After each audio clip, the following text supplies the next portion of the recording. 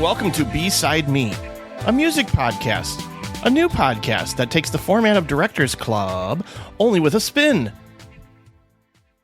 Perhaps a record spin, maybe?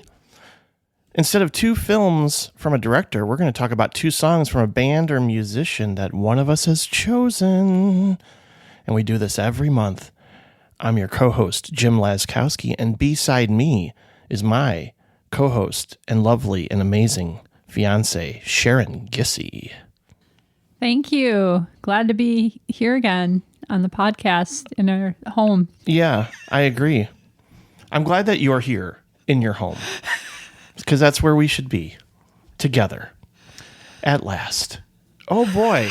I'm really excited about this episode because this is a band that I've listened to over the years. I certainly haven't listened to every single one of their records, but I was beyond excited because it's, I feel like, I know so much about music. I know a lot of bands, and I know I can handle talking about anything when it comes to music.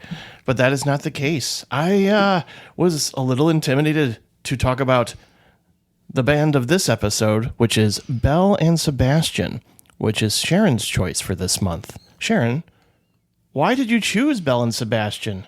I'm very curious to know because, obviously we've listened to them together and you're a huge fan, but why did you think they would make for interesting conversation here on the show?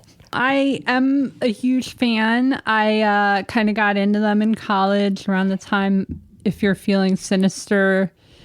Well, I guess that wasn't when it first came out, but that's when I listened to it a lot. And I always kind of liked them then. And then around the time of the pandemic, I was revisiting a lot of music I liked in my youth. And I was like, does this hold up? Does it still sound good? And Belle and Sebastian was one of those things that, to me, not only sounded as good as I remembered, but even sounded better with some life experience and adult perspective. Sure. And the songs were much kind of richer. I remember both in their lyrics, which are very, dense and literate, and the instruments. They use all kinds of interesting instrumentation. They experiment with genres, so they have a lot of variety. And I also think for B-Side Me, when we're talking about popular songs and not so popular or actual B-sides, that they have a lot of interesting B-sides or songs that are lesser known. Yes, that's kind of what B-sides are for us. I know people might think like, we're literally looking for, something that appeared on an EP randomly or something that's really obscure that they never released officially. But no, it's just basically a song that we think is lesser known, not as popular. In the case of the Smashing Pumpkins, clearly they have tons and tons of unreleased material and B-sides. But I don't know, I just kind of like listen to a whole album and go, I know this song and most people know this song, or this song was a single. And then I will choose something possibly on that same album and go, well, I think this song is just as good as anything else that people know. And I hope they do know it. We're here to talk about Belle and Sebastian, which, of course, Jack Black described in the film High Fidelity as old, sad bastard music.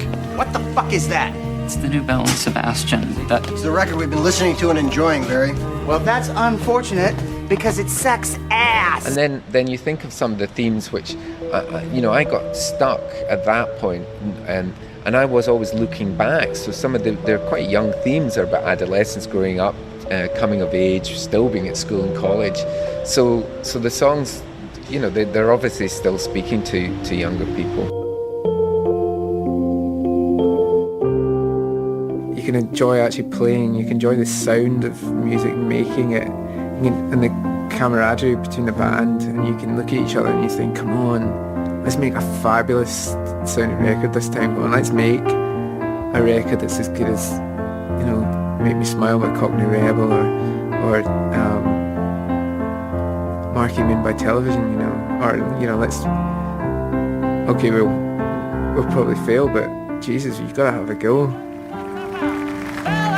And I think that's another good reason to choose Belle and Sebastian, actually, now that you mentioned it, because I think they do have the stereotype of being really kind of twee, sad, whiny, and I feel like that's not often the case. They have a lot of upbeat songs. They have a lot of funny songs. They have a lot of dark humor in their songs. And they actually do have a lot of dance. They always have had, I feel like, some kind of funky and danceable songs too. So I feel like it's an unfair stereotype. Well, I was taken aback when it was at my old apartment in Rogers Park when we were just like, oh, let's listen to some music to unwind for the night. And I, of course, go, well, I love If You're Feeling Sinister. I love Tiger Milk. I love the first 3 albums. Like, that's what I'm pretty much, like, that's the kind of sound I have grown to know and love from this band. And then you were like, oh, let me tell you something. There's this album called, what was it? Girls in Peacetime Want to Dance. And that's still my favorite. A lot of people think it's their least favorite, but it's my favorite. That's kind of like their most dancey, electronic infused record.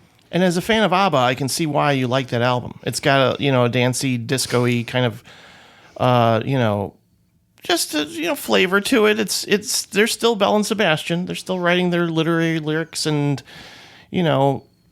being playful in the way that they are. But it's, I was kind of like, whoa, what?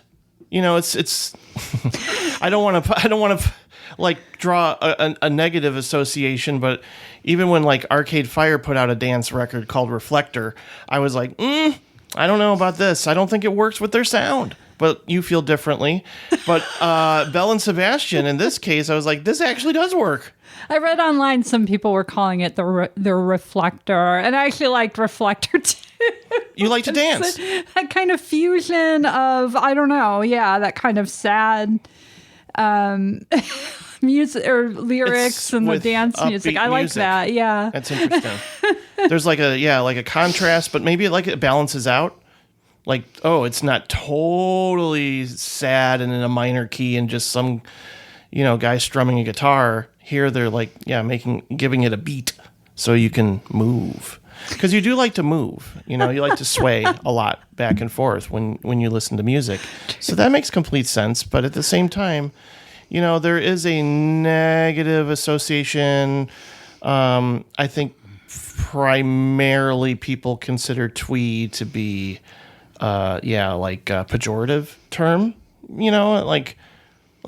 It's too precious. Yeah. It's too cute. There's a book called Twee by Mark Spitz, and it's basically about the gentle revolution in music, books, television, fashion, and film. And in it, I will quote and read a little paragraph here. He says, quote, "To listen to early Belle and Sebastian for the first time is to be perplexed and be beguiled, as you are almost challenged to spot the reference, whether it's a horn riff reminiscent of Love, a lyrical shout-out to the Left Bank, T-Rex, pre-disco Bee Gees, Nancy Sinatra's trippy duets, Burt Bacharach's elegant bachelor pad pop, Donovan, Nick Drake, Bowie, Roxy Music, or, of course, Stewart's personal favorites and inspirations, Orange Juice and the Smiths. To make it swing without feeling like a pastiche is a good trick, and Belle and Sebastian were able to do it not only with minimal effort, but also with a lack of concern of whether or not anybody would respond to this, which is really nice to hear. Like, they just did what they wanted to, and overall, I agree with this sentiment, because I'm listening to this music and often hearing not rip-offs, but influences. Yeah. Right. and certainly just paying homage. I mean, he even like will name check bands like Velvet Underground in his actual lyrics sometimes. But no, I think, again, like this book is trying to put a positive spin on the word twee, which I really appreciate.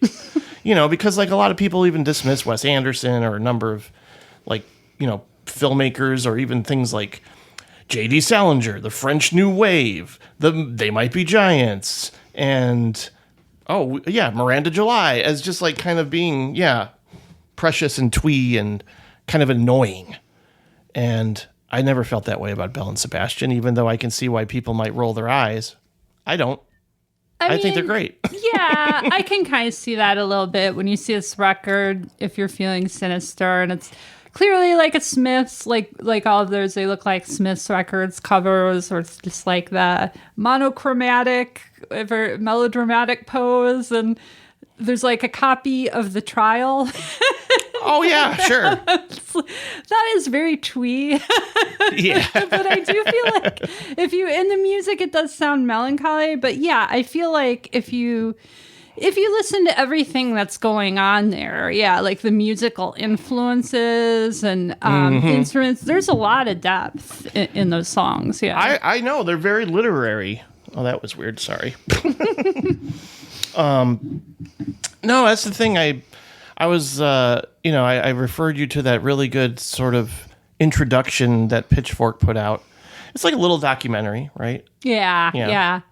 I am so glad I watched that because it really does tie into, I think, the songs we're going to be talking about. Mm-hmm. And I guess I'm not one of those people who always delves too much into the personal lives of the musicians I really like. But so I feel a little ignorant. I didn't really know about Stuart Murdoch's struggle with chronic fatigue syndrome, but that has seemed to influence a lot of his lyrics and music. If you it really made me interpret some of the songs a different way. Belle and Sebastian was formed by Stuart Murdoch in Glasgow, Scotland in 1996. The group was initially composed of a few friends and musicians who shared their love of indie pop and alternative music. Their debut album, and I believe this was covered in the documentary, Tiger Milk, was recorded in just 3 days. How do they do that? That's incredible. But it became a cult sensation and received a lot of critical acclaim. But again, I mean, I don't know. I don't want to lean towards twee. I want to lean towards indie chamber pop, because I think I have an affinity for that jangly guitar sound. We've talked about that before. Yeah. Like the Innocence Mission or the Sundays or something like that. They're just a very distinctive way the guitars sound in the mix, especially in their early work. I'm just like, oh yeah, this works. I love this. It's just a pleasant sound.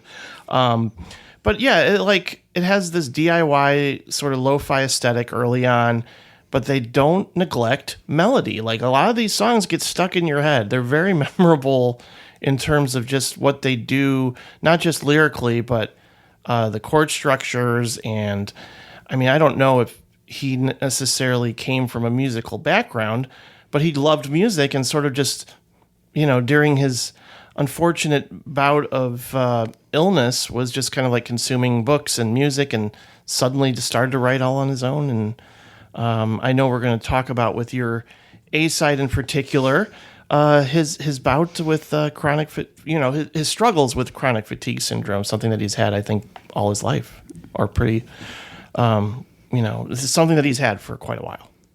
Yeah. I mean, I'm so glad I watched that Pitchfork documentary, which I just watched earlier today. Because it cool. does go into a lot of this. Like you said, I guess he was pretty much, I don't want to say totally bedridden, but he wasn't working. He was so exhausted for like 3 years. He spent mostly in isolation, he said, because of the chronic fatigue syndrome. And he felt like he had just kind of like built up all this stuff in his head during this, and it just kind of like tumbled forth into Tiger Milk. He said, I did that really quickly. And same with If You're Feeling Sister. I guess it just kind of like came out really quickly because he'd been accumulating the ideas for it for so long. But yeah, he really does have such a way with, and he also said in the documentary his music is about storytelling and melody are like the two things that are really driving it. And he's really good. Those are probably my two favorite things in music. So it's no wonder I like it so much. He's really good at both And they're of those, often very character-driven stories that he tells within the songs. Like he paints these very vivid portraits of like outsiders. Yes. You know? Yes, People totally. who are struggling or just unsure of their place in the world or their identity in some cases, and they experience isolation. And what better way to experience therapy than writing about like what he's feeling, but also channeling it but through characters or people that maybe are extensions of him in a way. You know, I think that's what great writers do.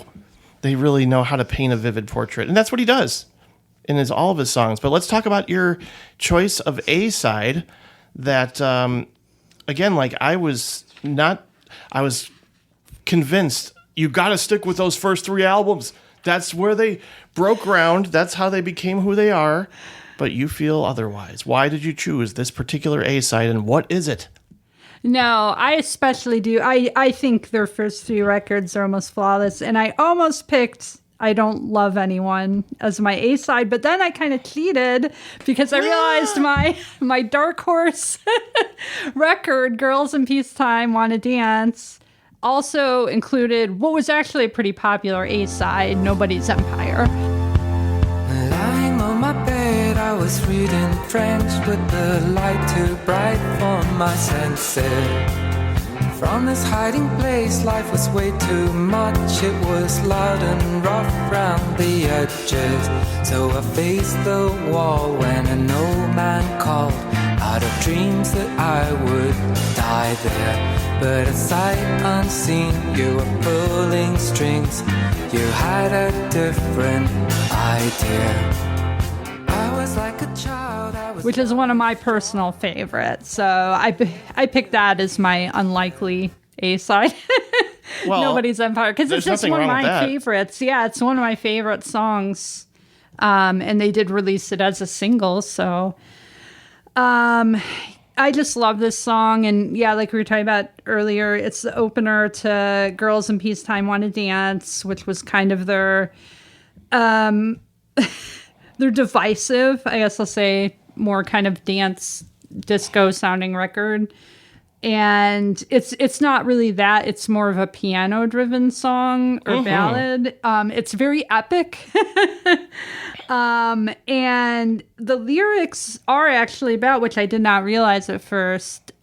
Stuart Murdoch's struggle with chronic fatigue syndrome. But I really related to it when I was in the worst of my depressive episode, because it's sort of this song about struggling with your will to live almost, to me. And, having some kind of driving force when you don't really want to live, just kind of compelling you to get better.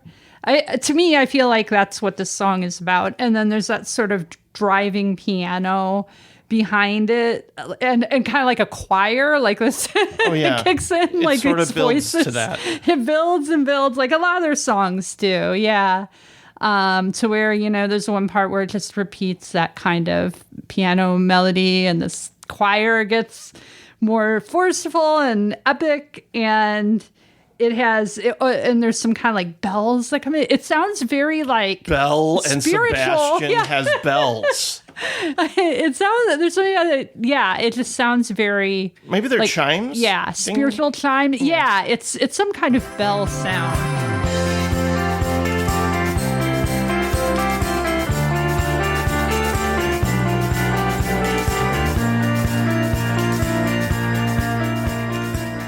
Such beautiful, inspiring lyrics. I feel like he's so good at writing lyrics, so it never feels trite. And there's one in the end that just, even though it's about a battle within yourself, I think, where he says he was tied to the yoke of a decent bloke who was strong but never daunting, I think.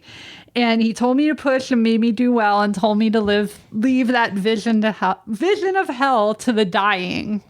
Ooh. And I love that. That's like the last line. And Yeah. And the way he I think belts it's so that beautiful. Yeah. towards the end, because again, like his vocal range, I wouldn't say it's limited because he does, belt. He told me to leave that vision onto the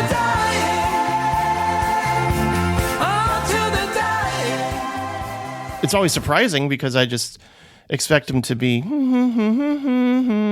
like very Very mellow. Yeah, just kind of like chill, and it's always great.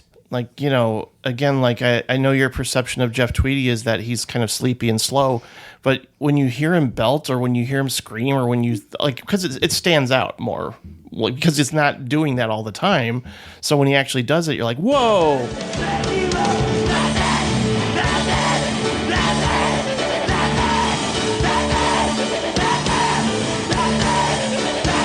So even with this song, as it builds and builds and builds, and then you have that beautiful choir, towards the end, it does feel like it's spiritual. Like it's something that you could, I wouldn't want to say like, oh, could be a church song, but it's got some sort of like catharsis by the end. Like you just experience like him coming to terms with what he's going through. And instead of letting it defeat him and kill him, he's just going to live with it and, have some kind of resilience in the face of it all, which is a really powerful, this is a powerful song. Yeah, it's interesting you mentioned that. I do feel like his singing is very passionate in the song. And a lot of times he kind of has that real mellow, delivery, but it's undercut by the emotion that's actually in the song or the lyrics. So it's almost like this interesting contrast. Like, I feel like Stars of Track and Field is like that. But then this song, he definitely, the way he's vocalizing is very passionate. It sounds very personal. And it's very, there's this sort of driving, beat or force behind it that not all their songs have. Yeah, kind of epic. One thing that we come across when we listen to Belle and Sebastian together is this sounds familiar. And certainly the melody that you'll hear in the excerpt, it just sounds like na na na na na na. I mean, sometimes I really do get the sense of I don't know, a lot of their music, and this isn't again a strike against them, I could hear in a cartoon or like Charlie Brown or something.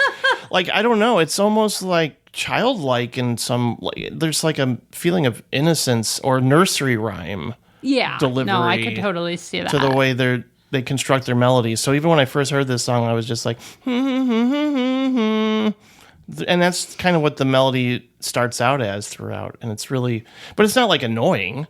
It's not like, it's raining tacos or Baby Shark or something. It's actually really memorable in a good way. And it complements just, the mood of the song as opposed to being kind of, I don't know, a strange choice to have that be the melody. It actually works with the way he delivers the lines. And like you're talking about, there's this contrast between the the depression or the darkness of the lyrics and the music kind of being upbeat, and more positive and spiritual. I've noticed that there's two things. I mean, definitely more than that, but there's at least a couple of things they do that are kind of interesting with the music and contrast. One is that, the lyrics are very emotional, but it's kind of mellow. Mm-hmm. And then the other is that the music is kind of epic, but the lyrics are really depressing. And I think that's what Nobody's Empire is kind of like. But it's not, like I said, it feels like a really... I don't usually like inspirational songs, I guess, but it just feels so personal and true to life. And he says things like, I clung to the welcome darkness, but you had a different idea. He just phrases it so well, and it's from his personal experience. It doesn't sound like an inspirational song or a song, what's the word I'm looking for, where you're trying to cheer someone up or be like, you should get better like me, or it's more just about expressing is a good word. His experience or his emotion. It's not meant to really, it's more of a connection. You connect to it. Yeah. Well, I definitely connect to it now. Yeah. From this hiding place, life was way too much. It was loud and rough around the edges. Yeah, like that. We're feeling that now, people. Yeah. It's sad. Like, we're living in very scary times, politically especially, and, like just feeling a sense of uncertainty. And a lot of people are choosing to hunker down and hide away because they feel unsafe out there right now. And it like this song kind of hits home. It's interesting to think like, well, I mean, obviously, if you have something like chronic fatigue syndrome, you might be bedridden more. You might stay in bed more, similar like when you have a serious, diagnosis of major depressive disorder or bipolar disorder, right? You don't feel as motivated or you don't feel the energy. So there's probably a lot of reasons like you can see yourself in this song, even though you don't have chronic fatigue syndrome. Yeah. Yeah. Yeah. I mean, it really related when I didn't know that. Yeah. It just related to so much of my depression and suicidal thoughts. I almost thought that's what it could have been about, but it could be that for you, and that's okay. Kind of overlap, I'm sure. I mean, that's what I'm more interested in. I mean, obviously we do like try to do some research and go to genius.com and, even hear what the songwriter, what they say about their own work. But I'm always interested in like, what you thought about the song and what you felt listening to the song. But I certainly, listening to it now, I'm like, wow, this is really one of their best songs without question. Like, I think it's a nice change if you're so used to those first three albums and it mostly being, the twinkly, jangly guitar sound like we've talked about. This is different. It's driven by piano and it's more propulsive, if that's the right word. Like, yeah, energetic. Yeah. It feels a lot more energetic than, that whole record kind of does, but then some of their previous stuff, yeah. And again, like that line is also hitting home recently, just the whole if we live by books and if we live by hope, does that make us targets for gunfire? Oh yeah, that's such a good line. I only jotted down a couple, but it has such great lyrics. And I feel like that I won't go because this is getting on a tangent a little bit, but that record has a really good kind of theme throughout of fighting battles and things of that nature. And I just feel like it's such a great opener to that because it sounds like this really joyful, like, nobody's going to conquer us. We're nobody's empire. We're going to make our own fate. Yeah. It's well, girls in peacetime want to dance. Yeah. And maybe you're just a girl that wanted to dance. Maybe you needed this album at that time or during lockdown. Like, this was more of a comfort probably for you. And man, they even talk about a quiet revolution. It's funny to think that one of the most, because people do categorize them as this sort of twee, sad sack kind of band.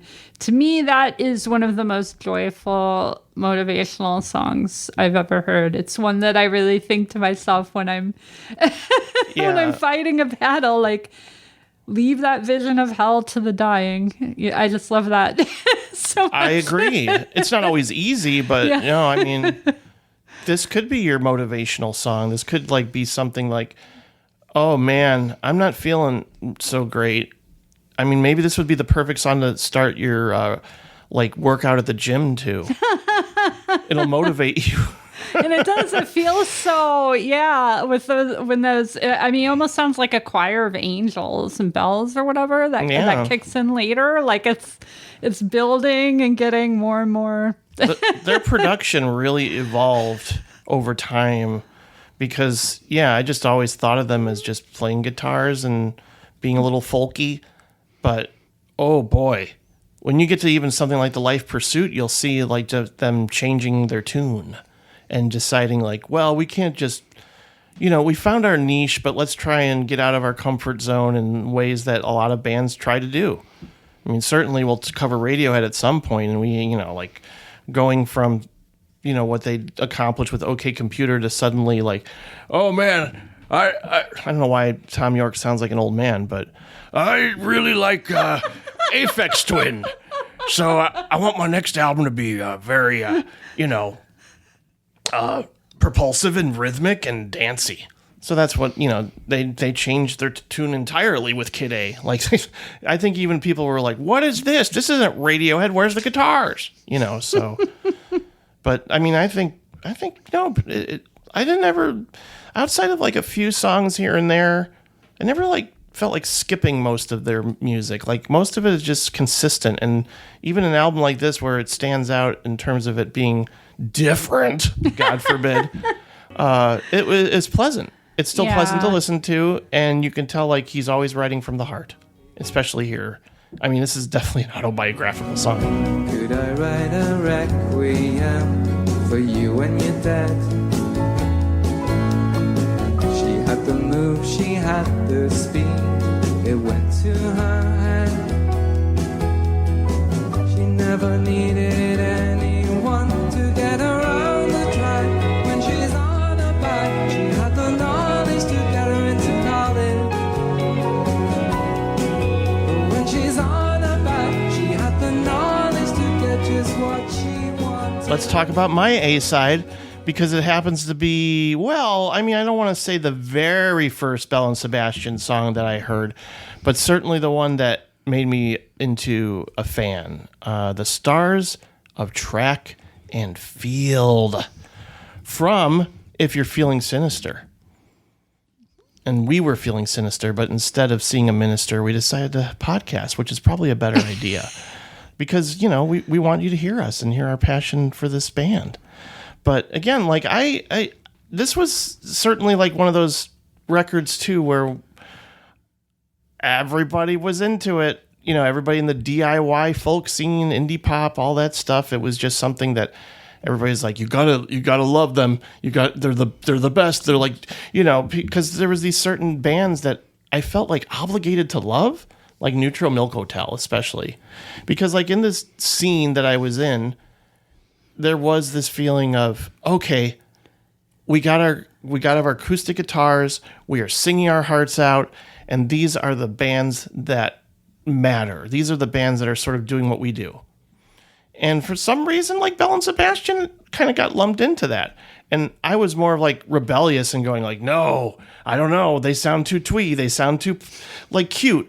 But, at the same time, when I heard Stars of Track and Field, I was like, oh, I get it. This is a really amazing band. And and he's telling a story, but it starts out so simple and so quietly.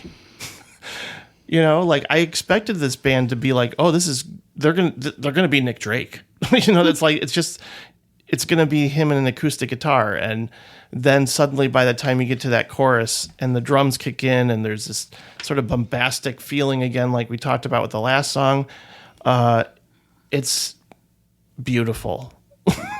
Like this song to me, again, gives me goosebumps, makes me feel like a lot of different emotions at once. But the simplicity of it all and his delivery of, like, because to me, like, there's just 3 different hooks in this song, like 3 different melodies that really stand out, because even just the way it begins, and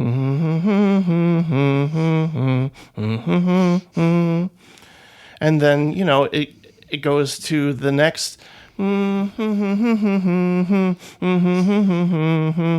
like that's, I mean, again, like in any other song, you would just have like one of those, but there's like 3.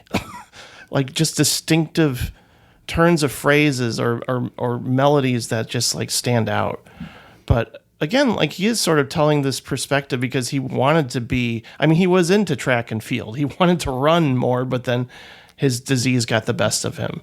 So now he's like envious of all these people who can live the life that he wants to live, and certainly finds them very attractive, both physically and mentally, and just wishes he could be them to some degree. And I think we've all experienced that form of envy, or at least, oh, I wish I could be doing what they're doing, and maybe seeing it from afar. Again, it's about a lonely outsider who's kind of like wishing he could be something that he can't be. So that theme alone is going to get me. And I just, again, in terms of pure songwriting craft, this is one of their best songs. This is one of their breakthrough songs, and I certainly think that most people who've heard the name Belle and Sebastian will know this song when they hear it. It's because it's so special, and it really does speak to their strengths. Yeah, this is one that I think my appreciation has really grown over time. I think when I first heard it, like I said, when I got that record and saw the cover, and I just thought it was kind of like a Smiths ripoff or something. Like, envying being this outsider and envying the rich, talented people. And it's interesting, I feel like this does kind of tie into Dress Up in You. Which I'll mention later, but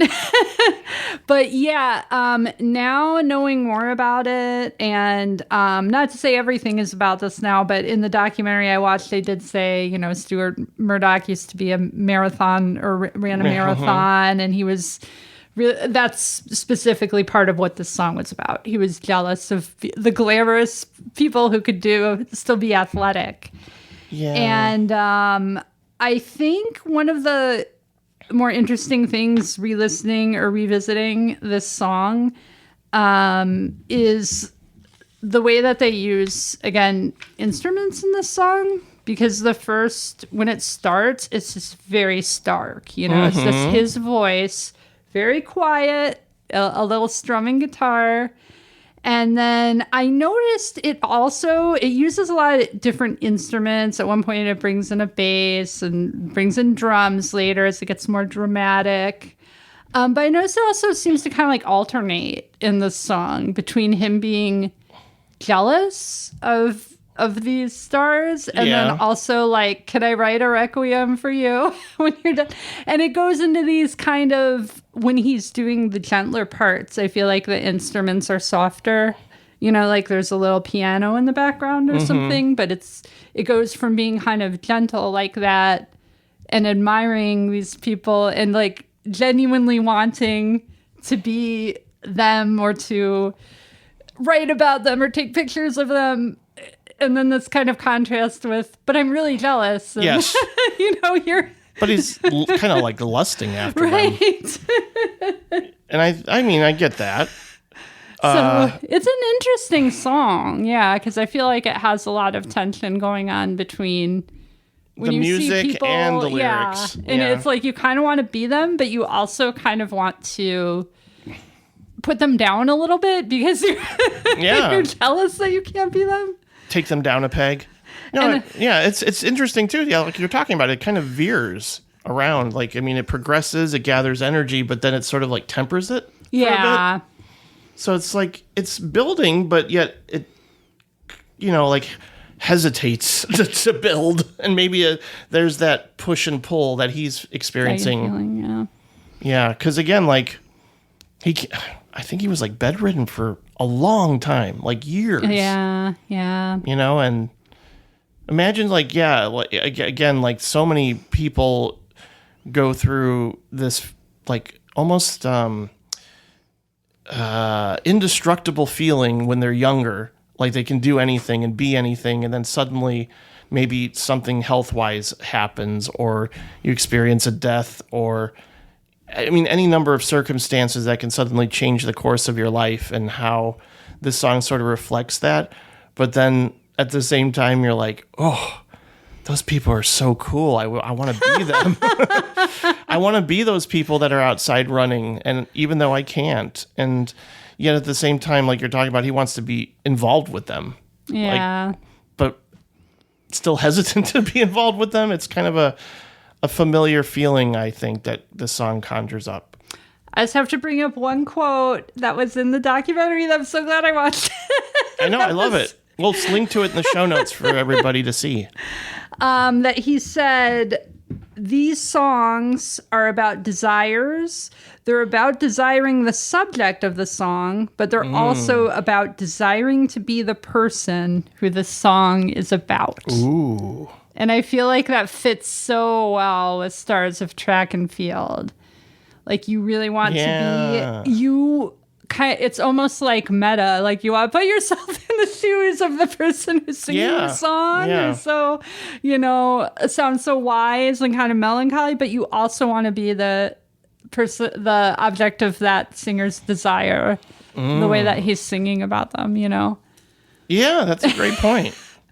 Oh, I mean, even just like him sort of talking about, I don't know, like at first I was, what do you think of that little part where he's talking about she never needed anyone to get around the track, but when she's on her back, she had the knowledge to get into college? I was thinking about that. No, I think that's just kind of like, kind of like what I was saying. It's kind of like a little barb to dull the pain of not being that person. It's like, well, I'm not that person. And I feel like people do this all the time to a certain extent. Like, oh, well, I'm not that person, but that's because I didn't have my parents, buy or fund my college, or, I didn't sleep with the president of the company or whatever. It's kind of like rationalizing it to yourself in a way.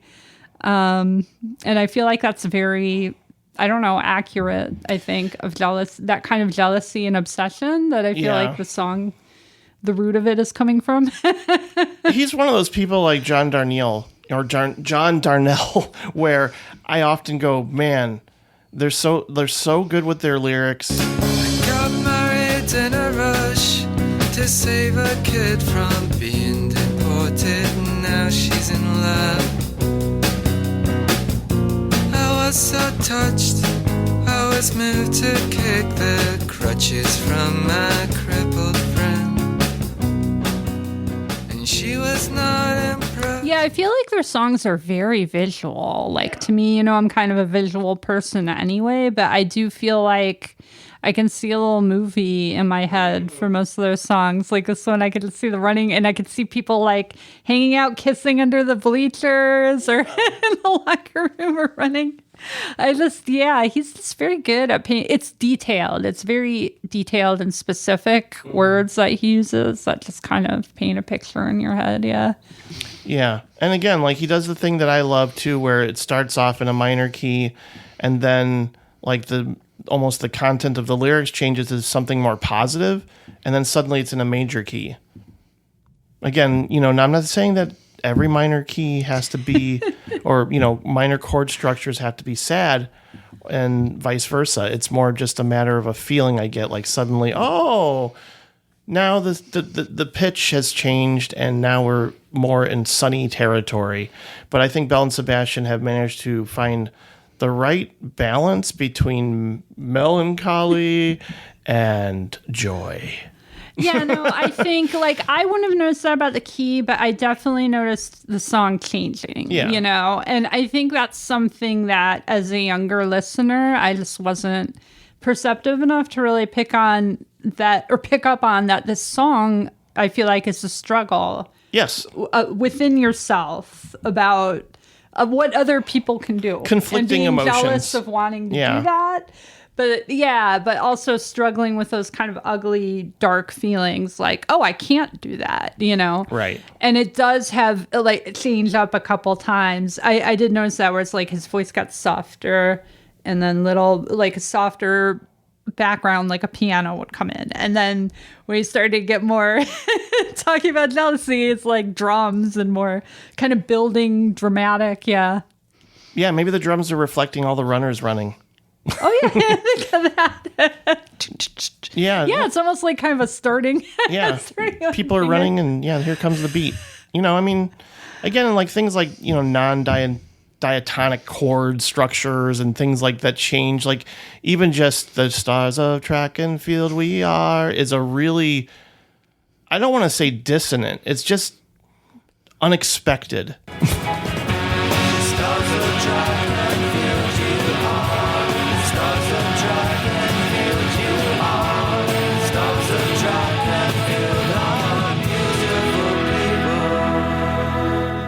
Like, oh, what's Jim into? I want the unexpected in music.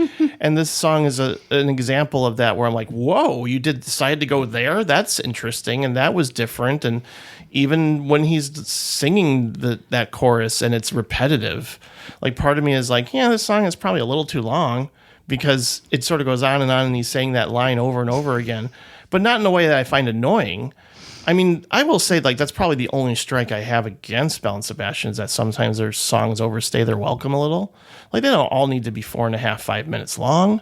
But I mean, they're really into that repeating thing at that. Yeah, too. and that's not bad. That. Like, I don't find that like a negative necessarily. It's just something that I feel, or I mean, I could see people saying that's a negative, but I don't, especially in this case.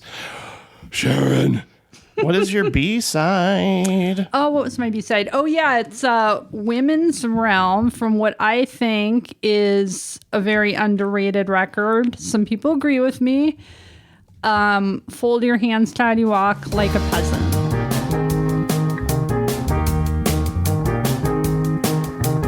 Just a minute, close your eyes. If we settle for this compromise, I'll stay with you. The river looks so good tonight. Oh, I don't know what's with your friend. She met a boy, and at the summer's end, she said she'd had enough of playing games. Which is probably my favorite of the more kind of traditional, I guess I would say, Belle and Sebastian. Although, yeah, it does sound even a little different from Tiger Milk and If You're Feeling Sinister, but it's still kind of in that realm of sort of melancholy songs with different kind of weaving in some of their pet themes, like class issues and gender issues and things like that, and kind of lyrics more in the vein of what you'd expect. But I feel like, yeah, and they use a lot of interesting kind of unusual instruments. It almost sounds, well, like a lot of their music, I guess. It sounds almost retro in some ways, like 60s or 70s. That's a good way to put it. Yeah. Again, Throwback, like I say like an homage, but a throwback is probably accurate. Yeah. And I mean, they've even said that themselves. Yeah, that Sure. they're influenced by Velvet Underground and stuff like that. God bless them. But anyway, why I think this song is really interesting, it's kind of for some of the reasons we've already talked about. I feel like the instrumentation tells a big part of the story. And I feel like it's actually a song that I feel like is about both class and gender issues, which are two topics that are very relevant in a lot More of their than music. ever, yeah. And it's a duet, so that's interesting. I believe it's Isabel Campbell and Stuart Murdoch doing kind of, or it's more, not a duet, it's more like a call and response kind of thing. That's what you call it, right? Where they sing one part and the other sings kind of like the response. And I think that's kind of interesting because I can't think of any of their songs that are sort of explicitly like that. And it tells a story, which I think is kind of it's almost like a modern day Romeo and Juliet story or something. Yeah. Where someone's right. waiting. At least that's the way I interpret it. You will find different interpretations online. But I always thought of it as telling a story, and I could see the story in my head. And it's, just kind of the story of this boy who wants to run away with this girl. And but I feel like there's a class thing there. There's a class issue. Like there's something. It's West Side Story. Like, it's Romeo and Juliet. Yep, you're right. Like what happened to you, or your dad's a boozer and you keep him alive, and you dropped out of school, and he's kind of like waiting for her, and then he says it's too late to phone her, and one of the lines in the end that I think is so sad is he says it's an interesting way of life. You deny yourself the benefits of being alive. Oh, and then the final, yeah, that's so good. the final part line, which I believe repeats itself too, is you slept better in a sleeping train with a women's realm to keep you company. And I think that's kind of about this, how she wasn't able to be in a relationship. This is all just my interpretation, but because of a fantasy, she didn't think she was good enough. And because Women's Realm was like a women's magazine. So she was trying to live up to this ideal or something, and she didn't think she was good enough. I don't know. That's what I think. But whatever you think, I do think it's a very powerful, evocative song. It has very good storytelling. I really love both of their voices, how they work together. Stuart Murdoch and Isabel Campbell. There's cello in it. There's a really beautiful I love that sort of instrumental. Yeah, that really kind of it's very orchestrated. Yeah, that's symphonic. Kind of behind. It sounds very like epic and symphonic, and it brings different instruments into it. Too, at one point, there's this kind of twangy, very 60s style sound guitar. And there's a cello, and then the last part, it just kind of plays, like it builds and builds, and it just plays that instrumental a couple times over the end. And it's just so sad and melancholy sounding. And I can just hear it in my head. It's like so... Yeah. The storytelling's so good. I can just like see in my head this train, going off into the distance, and that the sad strings playing. Justice for Isabel, because we need more of her. And she actually did some incredible records with a very distinctive songwriter with a very baritone voice, Mark Lanigan from the Screaming Trees. Oh, okay. She did some records with him that are really something. Really, like she's an incredible singer and has done a lot for this band, but also on her own. And I'm glad that you chose a song where, her strengths are utilized because, again, we're mostly focused on Stuart because he's the primary songwriter. But at the same time, I just think it's so great to hear her voice singing without him. I think like the call and response like you're talking about is actually refreshing to hear. I love this song. It's again, like you're talking, about how suddenly, and this is very true of most of Belle and Sebastian's songs, it will start out one way and then suddenly you'll get some surprises, including just like an influx of strings and violins and something that makes it sound more epic than you initially thought it was going to be, because it's mostly just that piano and that it's like a pulsing kind of feel to it.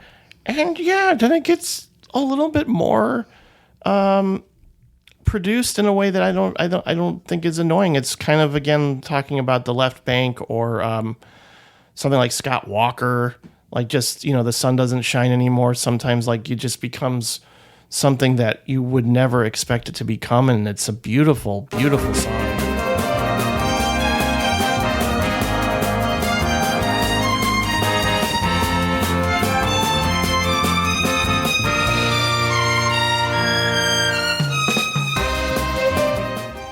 I mean, I feel like this is something that it wouldn't really be...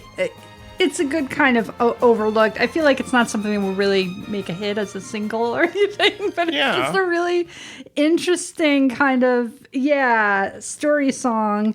And like you were saying, now that you brought it up, I feel like it's very, like in the beginning, there's this sort of clapping and chanting quality to it. I like the claps. Like it's kind of carefree. And he says, I don't care whether you hear this. It sounds very...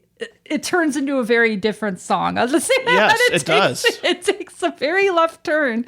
And it kind of like... and it's kind of gradual. like it does almost sound like a chant or a children's rhyme or something like, I don't care whether you hear this. And then like it builds and the strings kind of start to creep in. And it's like every time it's a little more dramatic and a little more like strings. No, it makes sense. It's very cinematic in that regard. And also just like, what's the line? I'm thinking, there is nothing that would sort you out. An interesting way of life. Deny yourself the benefits of being alive. Yeah. I'm glad you mentioned that there's nothing beautiful. that would sort you out, because that's what made me think it was. There's another line where he says, if you crash, I'll pay your bail or something. And then like shortly after that, there's nothing that would sort you out. And that made me think it was her thinking she had to be better to be in this relationship, and him kind of saying like, no, nothing would, completely change you or make your life ideal, and I'd be here to support you if you needed it. But I think but that's probably may not help you in the long run. Yeah. I think it's relatable.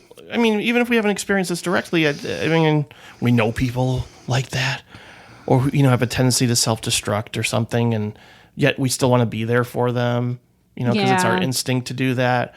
But it's again, another standout track, and very interesting tie-in.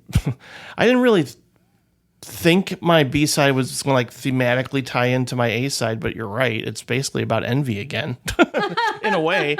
I mean, here we have Dress Up in You. You had a deal then. We nearly signed it with a blood and understanding. I thought that you would keep your word, and disappointed. I'm aggravated, it's a fault I have, I know. When things don't go my way, I have to blow up in the face of my rivals. I scream and rant, I made quite an arrival. The men are surprised by the language. They act so discreet, they are hypocrites, so fuck them. I guess I lean more towards the ballads or the slower songs or the softer songs. As much as I do love when they get dancey and more upbeat, which you exposed me to with the record that you chose. Like, I guess I was thinking, these guys are sad. Like Jack Black told me in that movie, they're sad. But, oh no, I mean, even this song is sad. I don't know. It's in a major key. It makes me feel kind of good. Like, because again, like, I think we all experience this feeling of, oh, that person made it, but I'm still less than, or I still didn't succeed the way I wanted to, or I didn't succeed to the same level that they've succeeded to. But like, it sort of captures again like these divergent paths of two different distinctive people. Like, you're a star now, I am fixing people's nails. I don't know, there's just something about that alone. Like, because again, how many people feel that in their job, like, oh, I didn't get to where that person is, and at the same time, like, I want to be a part of their world too. So it is very much in line with Stars of Track and Field. Maybe there's a reason for that. Maybe it's because I've experienced that. But no, it's just, it paints a nice portrait of somebody grappling with their own insecurities, and yet still having some kind of ambition and wanting like a deeper connection with someone that at the same time they're jealous of. Yeah, this song, it's funny listening to this right after Stars of Track and Field. I do feel like it's a very similarly themed song, and even to the point where it's like the narrator or the singer starts out saying, I'm the singer in the band and you're the loser and you're the one who made it. And then shortly after that, they're saying, but I wish you were here so I could talk to you. And I always loved you a lot. And I love that the song fades in. That's rare. It fades in. And again, it starts off very pretty and simple. And then, like, it doesn't build in the same way the other songs we've talked about. Like, it doesn't suddenly explode necessarily, or like have so much unexpected instrumentation. It's a little more subtle and sweet in its delivery. Yet, I mean, again, like it's bittersweet. Like we bring that word up a lot and probably will, just because a lot of songs kind of capture that, or at least like the songs or the bands that we love capture that sort of, it's lovely, but it's also bitter. Like this person is bitter too, envious, but also kind of okay with where they are. I was going to say, I think one major difference between this song and Stars of Track and Field is it sounds like it is coming from a successful, the voice of a That's person who has thinking. had a certain amount of success. Because he's a singer in a band. That's cool. Yeah. Again, like getting meta, he does that kind of a lot. Like he's almost like, I'm in this song, but again, like, ambition and feeling like you haven't succeeded. I mean, there's just a lot of that I think anybody can relate to that makes this song special, but it's also pleasant in a way that, I don't know, it's comforting. Like it's a song that I just go, oh, this is a really lovely, low key sort of, slow tempo vibe that always works for me. I know it doesn't always work for you because you want all songs to be, like 120 beats per minute and up. I'm kidding. I know that's not true. You do like the National. You do like songs that are slow and, moody.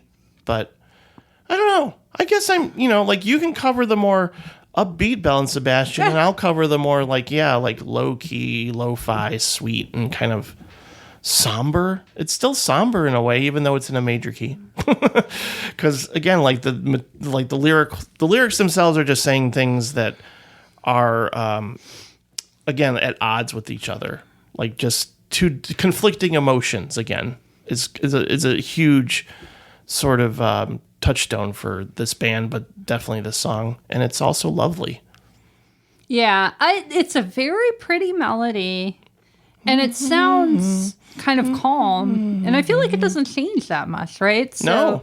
I don't know. It does. It almost Is it repetitive feels more for you at all? No, I don't think so. No, I enjoy it. It's not one of my favorites, but it stood out to me when we were listening. Yeah, it is to a lot of very pretty, records. And it doesn't feel like it has. Even though I feel like it's kind of mining some similar territory, it doesn't really have the angst, I feel like, that Stars of Track and Field has. Yeah. It doesn't have the dynamics. Yeah. It doesn't have like a change in tone or him yelling at the end. Or I mean, like, not yelling, but you know what I mean? Like suddenly his voice changes. Here it's more like reserved. And I like reserved. I'm reserved. I don't know. Well, to me, this is also about a specific person. Yeah, and that's I feel true. like Stars of Track and Field is more about A group of people. an ability that you wish you had almost. Yeah, and like wanting to have something that other people do. And this is more about, I think of it as like someone reminiscing, like they're sitting there missing someone. Like I almost picture again, I can like nostalgia. Yeah.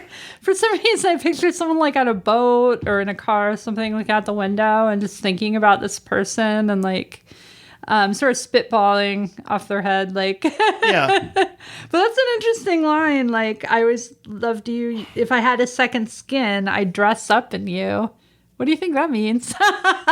Is this Buffalo Bill from Silence of the Lambs? Put the fucking lotion in the basket. I don't think we go that far. No, I think it was.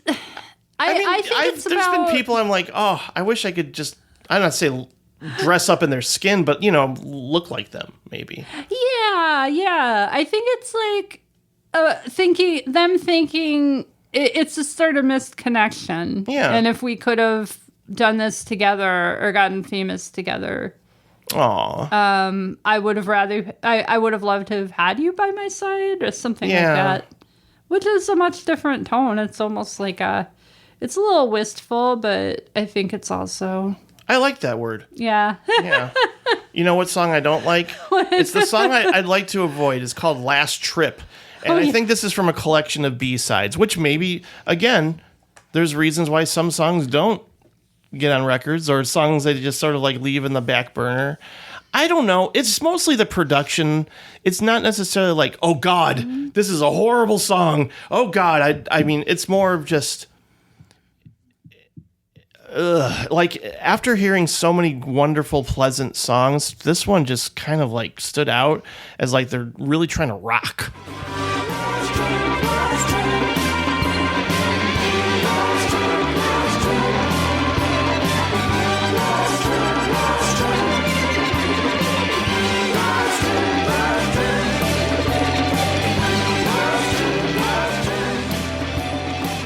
Doesn't work for me. It's mostly, and especially like last trip, like towards the end where they're just like saying last trip over and over and over again. That's when the repetition really gets to me. I find this song just kind of annoying, but again, it's like under 3 minutes. It's a B-side that you'll probably not come across unless you actively seek out the Third Eye Center, which is what this collection was from. It was more just like a random song that I came across that I just kind of went, ooh, this doesn't work for me. And the voice sounds weirder to me. I don't know if it's Stuart Murdoch singing or not. It just sounds different and not in a good way for me. That's the only song like I can think of that I was just like, nope. Like I said, I kind of cheated because I went back and listened to most of their stuff I thought I didn't like. I mean, there wasn't anything so bad offensive that I would be like, skip it. I mean, there was definitely things I liked less. But I mean, I listened to that song one time, the one you just mentioned. I hadn't heard it. It was okay, but I didn't have strong feelings about it either way. I wouldn't, you know. I mean, again, like, it's more of a shrug yeah. than like hatred. It's more just like, I don't know, if you just, it's kind of a segment that, again, like, I'm not saying like, oh, we just have to be all sunshine and lollipops when we talk about a band. It's more just like, what doesn't work? You can find things about this band or any band that once in a while they'll have a song that just goes, I'll skip this one. And if I were listening to this record or, binging on a bunch of Belle and Sebastian and this song came on, I would skip it. And I think that happened for us when we were, was it The Life Pursuit? After Dress Up and You, there were a couple songs where we were like, It's not too bad. I mean, I revisited that today, actually. I feel like there's just certain, they venture into different styles and genres, and they had kind of like more glam rock. That was more of like their that's what I was thinking. And Bowie and stuff. And, some people don't like that.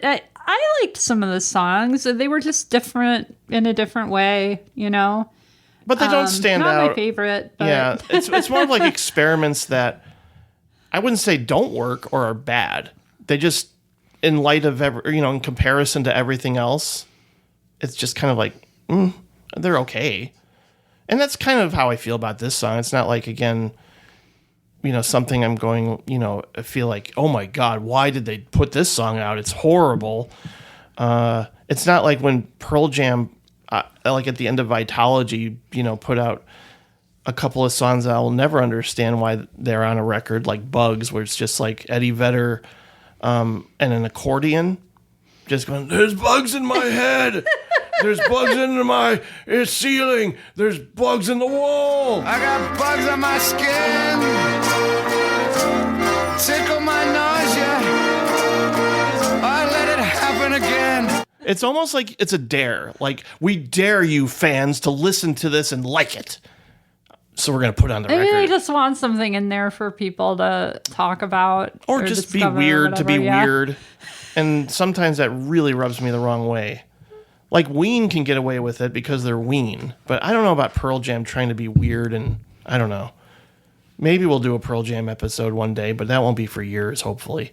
I mean, I like Pearl Jam, but, For next episode, I have a surprise because I was been teasing Sharon. I was like, maybe we'll do Liz Phair. And then, we were watching YouTube and I was like, oh, you know who we should do? Courtney Barnett. But then I like her. Another lady came up that happens to be in my top 5 favorite songwriters of all time. That was actually my first choice when Patrick had his amazing 10-episode podcast called Uptown Song Club, which definitely inspires this show. So, mad props to Patrick, and you should listen to all 10 episodes of his incredibly well-edited and well-produced show, Uptown Song Club. But my first choice when he said, you want to come on my show and talk about a song? I said, yes. I want to come on to talk about the brilliance of the one and only Fiona Apple.